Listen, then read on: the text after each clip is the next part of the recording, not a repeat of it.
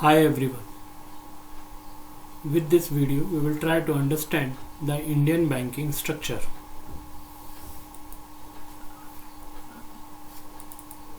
So, as you can see in the picture, the Indian banking system comprises of Reserve Bank of India, the commercial banks, regional rural banks and cooperative banks.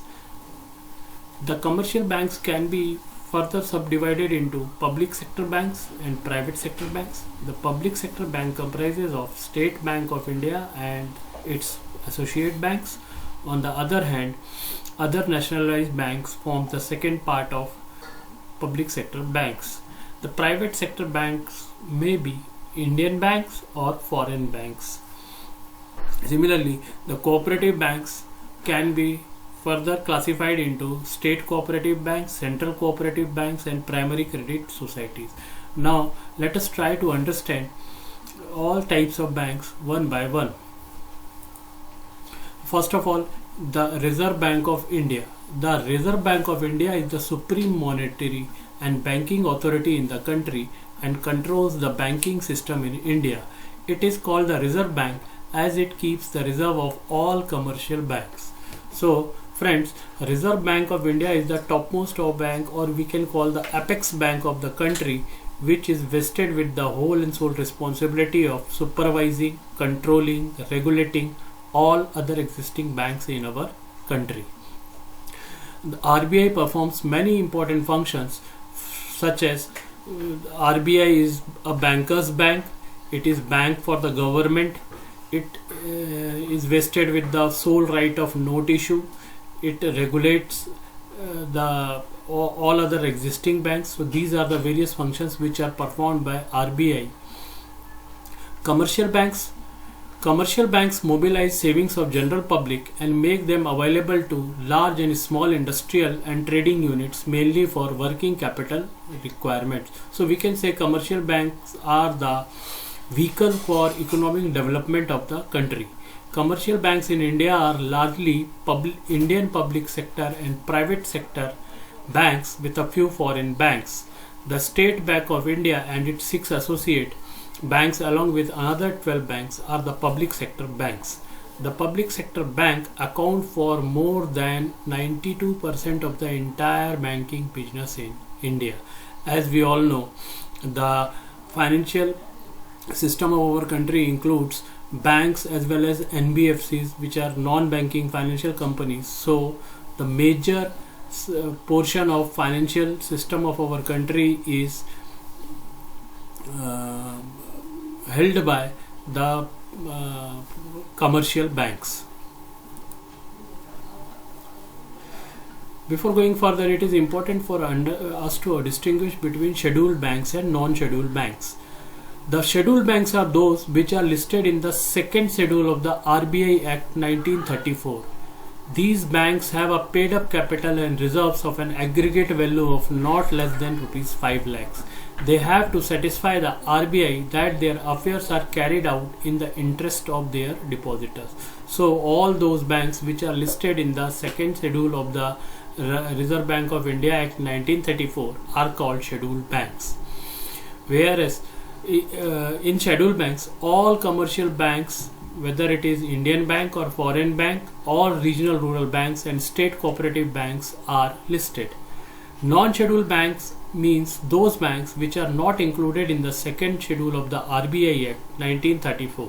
Bank with a reserve capital of less than rupees 5 lakh qualify as non-scheduled banks. Some of the examples of non-scheduled banks are the Andaman and Nicobar State Cooperative Bank Limited, the Arunachal Pradesh State Cooperative Apex Bank Limited, the Assam Cooperative Apex Bank Limited, the Chandigarh State Cooperative Bank Limited, the Jammu and Kashmir State Cooperative Bank Limited, Jharkhand State Cooperative Bank Limited, the Manipur State Cooperative Bank Limited, the Mizoram Cooperative Apex Bank Limited, the Nagaland State Cooperative Bank Limited, the Sikkim State Cooperative Bank Limited. Now we come to public sector bank. Public sector banks or PSBs are major type of banks in India.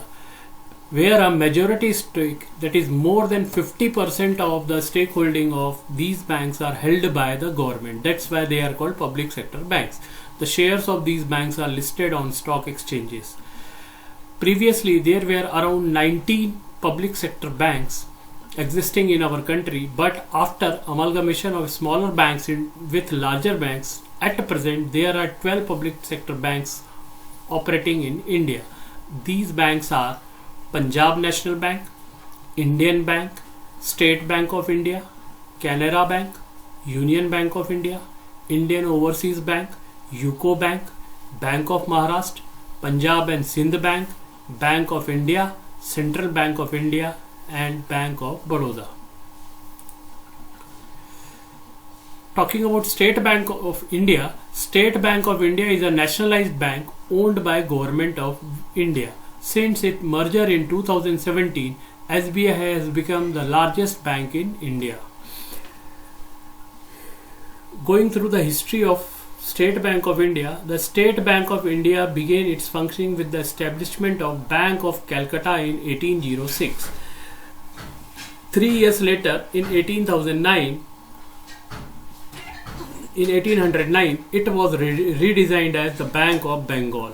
Later on, the Bank of Bengal merged with Bank of Bombay and Bank of Madras, which were the Presidency Bank at that time, and the Imperial Bank of India was formed.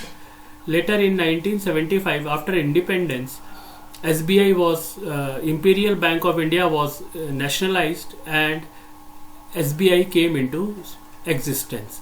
In 1959, during the second stage of nationalization, the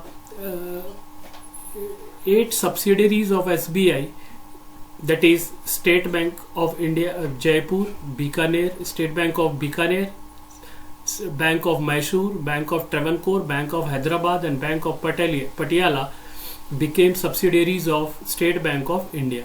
On 1st April 2017, SBI merged with 5 of its associate banks and one other bank known as Bharatiya Mahila Bank, and became the largest bank in India.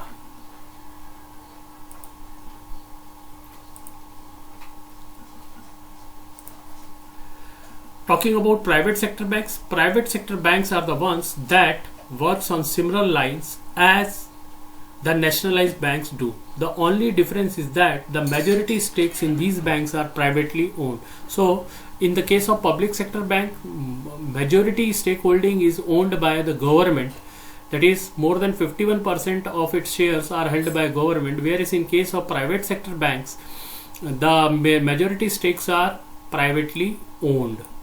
These banks majorly work on the lines of profit making by keeping deposits, providing loans and other products related to financial activities.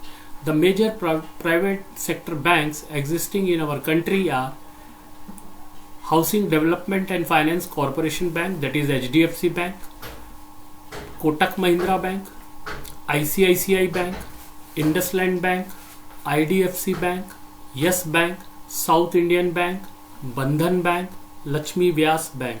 All these are example of private sector banks which are operating in our country and creating a healthy competition for public sector banks. In case of foreign banks is a bank having its headquarters outside the country but run its offices as a private entity at any other location outside the country. They are under an obligation to operate under the regulations provided by the central bank of the country as well as the rule prescribed by the parent organization located outside India. So foreign bank means those banks which are formed under different acts of different countries and their headquarters are outside India. So these type of banks are not registered under are not formed under Banking Regulation Act or the Indian Companies Act. They all are registered in some other country but are operating in our country by the means of their branches.